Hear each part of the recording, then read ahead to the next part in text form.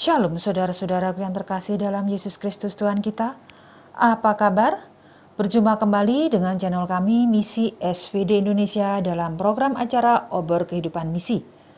Di mana dalam acara ini kita diajak untuk ikut serta mendengarkan kisah kesaksian iman dari saudara-saudara kita, baik itu peristiwa sukacita, kebahagiaan, kesuksesan, kesedihan, bahkan kepahitan yang pernah dialami oleh saudara kita. Agar dengan kesaksian tersebut, iman kita semakin dikuatkan dan semakin bertumbuh. Seperti bacaan Injil yang saya ambil dari Yesaya 41 ayat 13.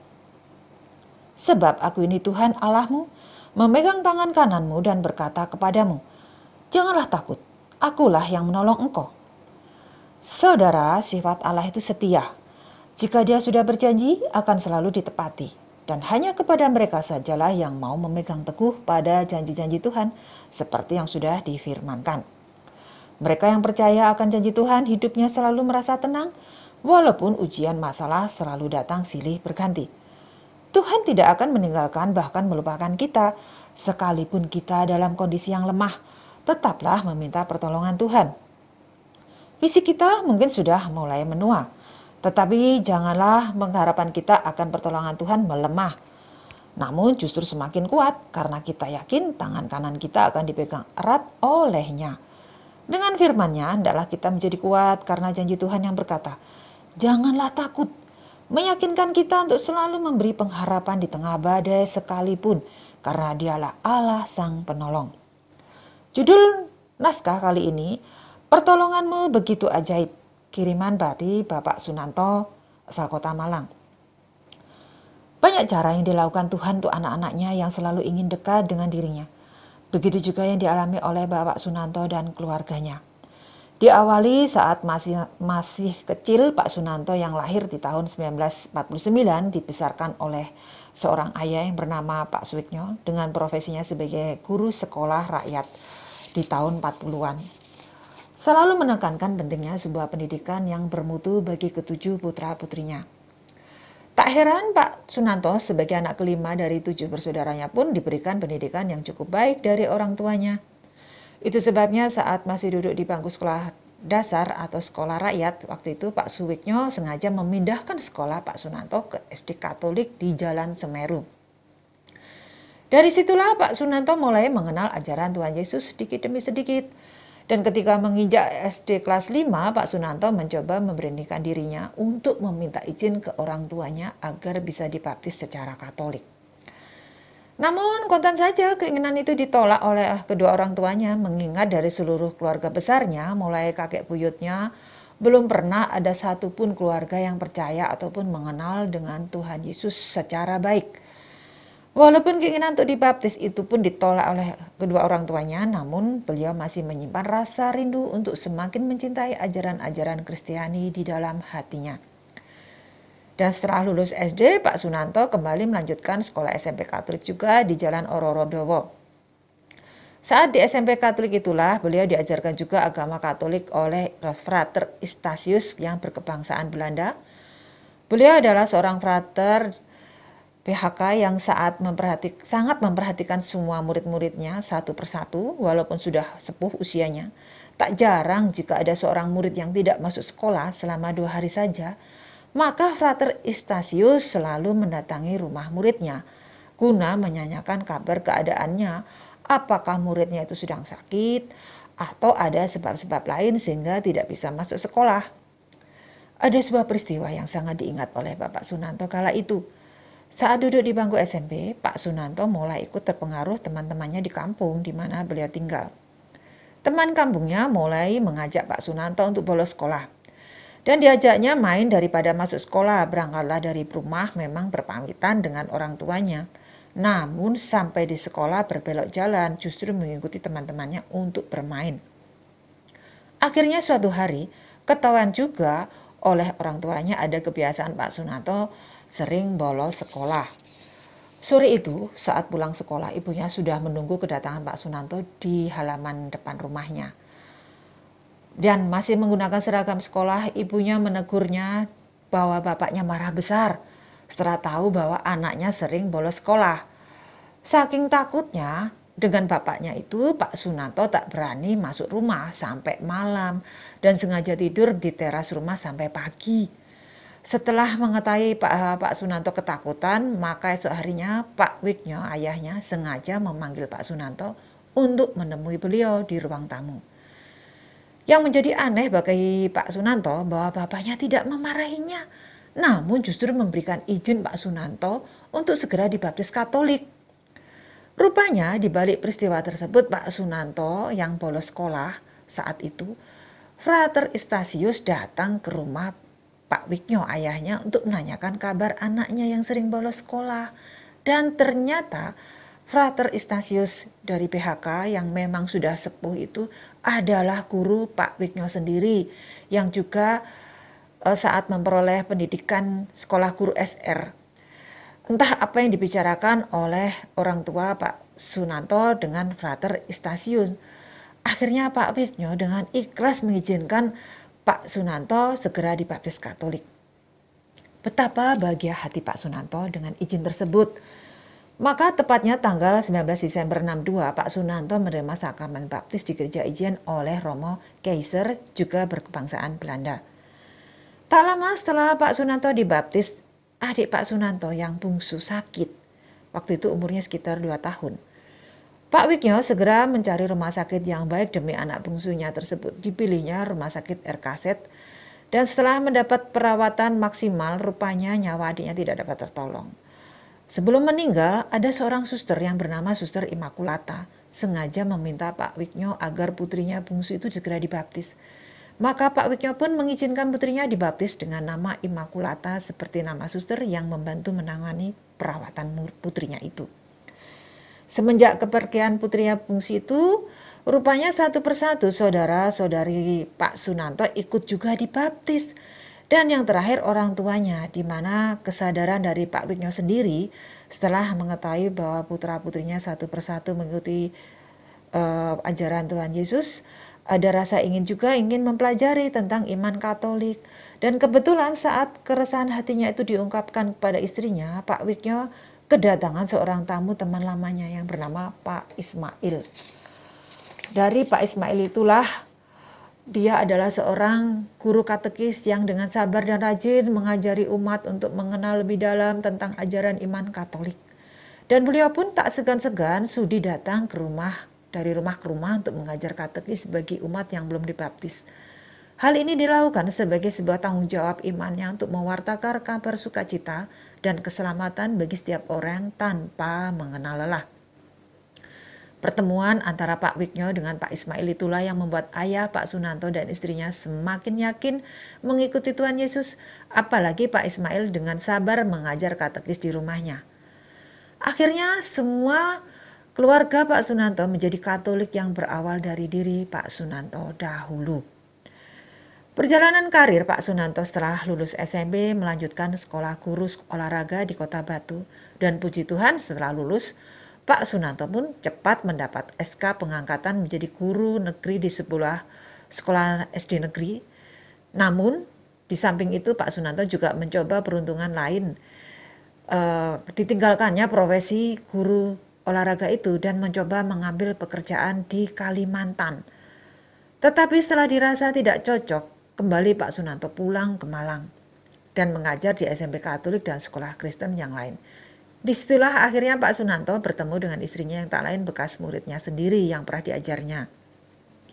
Setelah menikah, Pak Sunanto masih ikut tinggal bersama dengan mertuanya. Namun dengan kelahiran putranya, untuk kembali Pak Sunanto memutuskan mengontrak rumah sendiri.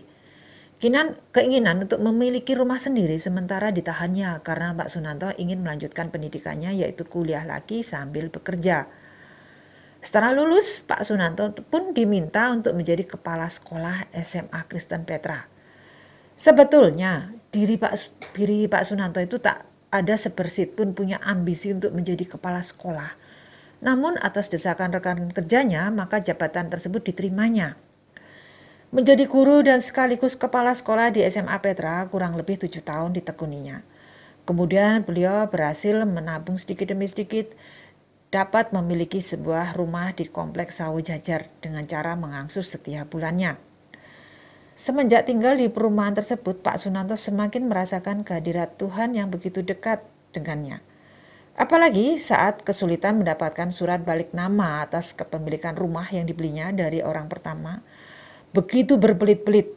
Namun Pak Sunanto dengan banyak cara, Tuhan turut membantunya melalui orang-orang yang digerakkan hatinya untuk menyelesaikan masalah kepemilikan rumah tersebut. Saat menempati rumah barunya, situasi komplek perumahan itu masih begitu sepi. Itu sebabnya Pak Sunanto mengajak salah seorang warga yang seiman membentuk komunitas Katolik. Di sela-sela kesibukannya sebagai seorang guru, Pak Sunanto bersama dengan temannya setiap malam mencari dan mendatangi rumah warga yang beriman Katolik. Akhirnya terkumpullah sekitar 30 kepala keluarga di komplek tersebut yang beriman Katolik. Itulah awal mula dibentuknya lingkungan di komplek perumahannya dan sekarang sudah begitu berkembang pesat. Kegiatan rohani dan pelayanan di lingkungan gereja tak pernah ditinggalkan. Dan itu sebabnya Pak Sunanto sangat dekat dengan para Roma di parokinya. Tak jarang Romo paroki juga sering mengajak Pak Sunanto berkunjung menemani Romo dalam menjalankan pelayanan ke warga sekitar paroki, seperti ibadat pemberkatan rumah, pemberkatan orang sakit, pendalaman iman, dan lain-lain. Hari demi hari, keluarga Pak Sunanto semakin dipenuhi berkat dari Tuhan. Itulah yang dirasakan beliau, apa yang selalu menjadi harapan keluarganya seolah Tuhan selalu membantunya dan tepat waktunya. Sekalipun rumahnya tipe kecil, sering dipakai untuk kegiatan umat baik doa maupun kur, maka keinginan untuk merenovasi rumah selalu dipanjatkan tiap wujud doanya. Puji Tuhan, dengan keyakinan yang pasti, sedikit demi sedikit Pak Sunanto merombak rumahnya. Secara kebetulan, istri Pak Sunanto diberi pekerjaan oleh tetangganya untuk antar jemput anak sekolah. Karena tidak memiliki mobil untuk modal antar jemput anak sekolah, maka Pak Sunanto mencari mobil bekas di showroom. Dengan berbekal uangnya hanya sekitar 6,5 juta saja, Pak Sunanto mencoba memasuki showroom mobil bekas.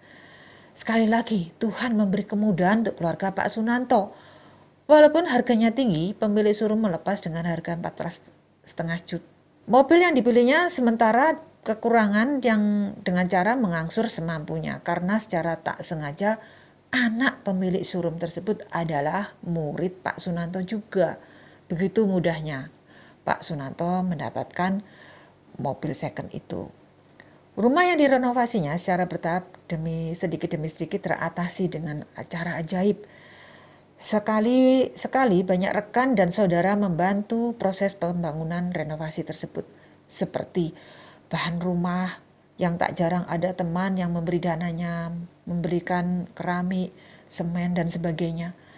Pernah juga Pak Sunanto sengaja menghentikan proses pembangunan rumah karena dananya memang kurang, karena memang menambah kamar agar kelak di masa tuanya rumah itu bisa disewakan untuk anak kos sebagai usaha di hari tua nanti. Suatu kali Pak Sunanto diajak menemani Romo Paroki untuk datang di acara pelayanan ibadat di salah satu warga di Surabaya. Bersamaan dengan Romo Paroki, setelah acara selesai, pemilik rumah memberi amplop sebagai tanda terima kasih kepada Romo. Tetapi akhirnya Romo itu sengaja memberi amplop tersebut ke Pak Sunanto agar bisa menyelesaikan proses pembangunan rumahnya. Itulah cara Tuhan yang luar biasa yang sering dialami Pak Sunanto, di mana Tuhan selalu menolong di saat yang tepat. Pak Sunanto sengaja berhenti bekerja dari profesinya sebagai seorang guru dan ingin membantu bersama dengan istrinya alih profesi antar jemput anak sekolah. Karena itu Pak Sunanto merasa bebas dalam bekerja dan pelayanan. Dibelinya mobil satu lagi. Dan dijalaninya profesi itu dengan penuh kesabaran sambil membesarkan putranya yang sematawayang saja hingga selesai sekolah kuliahnya. Saat pandemi COVID melanda di seluruh belahan dunia, berdampak juga bagi perekonomian seluruh masyarakat. Apalagi saat ini anak sekolah diliburkan dan belajar di rumah, otomatis usaha jasa antar jemput anak sekolah pun berhenti total. Sempat shock juga Pak Sunanto dan istri dengan keadaan seperti ini, karena satu-satunya pendapatan keluarga cuma dari antar jemput anak sekolah. Namun sekali lagi Tuhan selalu banyak cara dalam menolong umatnya yang percaya dan selalu taat, bergantung dalam pertolongannya saja. Sementara Pak Sunanto menjual satu persatu kendaraan yang dimilikinya, mulai sepeda motor yang sudah laku terjual dan mobil istrinya juga dijual, namun belum juga laku. Tetapi banyak saja bantuan yang didapat oleh Pak Sunanto, baik dari anaknya yang sudah berkeluarga, turut membantu sebagian beban tanggungan orang tuanya, juga kakaknya Pak Sunanto juga turut membantunya. Selain itu, kebaikan dari teman-temannya juga sering didapat. Tak berselang lama, mobil istrinya pun laku dijual dengan harga tinggi 23 juta. Seperti yang diharapkan setelah digunakan selama 23 tahun bekerja untuk antar jemput anak sekolah. Luar biasa sekali Tuhan bekerja. Rasa syukur tak henti-hentinya. Pak Sunanto pun menyadari dengan keadaan adanya pandemi yang banyak membuat setiap orang semakin sulit ekonominya termasuk keluarganya. Beliau mengambil hikmat dari keadaan ini, menyadari bahwa usia Pak Sunanto sudah memasuki usia 72 tahun, sehingga tak mudah lagi untuk terus-menerus menekuni profesinya dengan jasa antar jemput anak sekolah, dan sudah waktunya pensiun. Saudara, demikian kisah kesaksian saudara kita. Tak jarang Tuhan sengaja memilih kita sebagai alatnya untuk mengenalkan cinta kasih-Nya kepada setiap orang dengan cara-cara yang berbeda. Buat semua orang, ada dengan mudah saat kita mengenal Tuhan Yesus, ada juga dengan cara yang berlika-liku. Namun tujuan sebenarnya sama. Berbahagialah kita yang sudah dipilih Tuhan, karena sekali lagi bukan kita yang memilih Dia, namun Dialah yang memilih kita. Untuk itu peliharalah iman, berjuanglah dalam memikul salib kehidupan, tetap bersandar pada pertolongannya sajalah kita akan diselamatkan. Demikian saudara, kisah kesaksian episode kali ini. Kita akan berjumpa lagi pada episode berikutnya.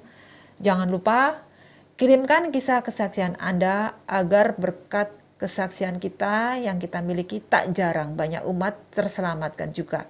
Terutama mereka yang sudah lama meninggalkan Kristus dan kembali bertobat. Kirimkan kisah kesaksian Anda ke WA kami seperti yang tertera pada video ini. Sampai jumpa, Tuhan Yesus memberkati. Shalom. Hatiku tenang berada dekatmu, Kau yang pelihara hidupku. Pertolonganmu begitu ajaib, Kau telah memikat hatiku. Di saat aku tak sanggup lagi, di situ tanganmu bekerja.